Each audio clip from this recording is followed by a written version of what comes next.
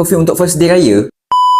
Ni aku nak share 4 perfume dari High Notes yang akan release dalam masa yang terdekat ni. Well, actually diorang akan launch 4 jenis perfume tea series punya collection tau. Tapi aku akan review 2 perfume terlebih dahulu, iaitu Limau Bali Tea dan juga White Peach Malt Tea. Aku dah full wearing dah kedua-dua perfume tea series dari High Notes ni. Surprisingly, ini bukan dupe tau guys, tetapi handcrafted series yang aku rasa korang wajib cuba. Let's try this again on my skin. Yang ini adalah White Peach Malt Tea. Very creamy, milky dan juga sangat-sangat fruity guys. Ini opening tu korang akan dapat bau macam air teh tarik yang sangat-sangat creamy yang datangnya daripada tea leaf dan juga vanilla. Lepas tu dry down tu ibaratnya macam korang add on dengan gula-gula preserved peach. It's so tempting dan juga sangat-sangat yummy. This one sangat sesuai untuk pakai indoor, especially untuk you guys yang kerja office. And also this one bau dia sangat-sangat lembut dan tak terlampau manis dan ianya tersangat-sangatlah airy. The second one on my list adalah Limau Bali Tea.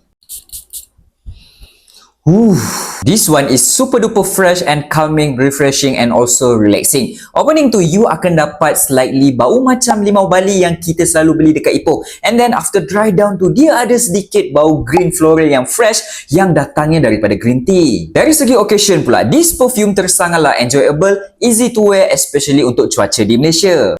For this saya rasa macam aku kena cubalah tea series daripada High Notes ni. Mudah je, pada tarikh 5 Mac 2026 High Notes akan buat live tau korang. So korang boleh register siap-siap. Sebab apa? Banyak voucher dan juga diskaun untuk korang dapatkan tea series daripada High Notes ni.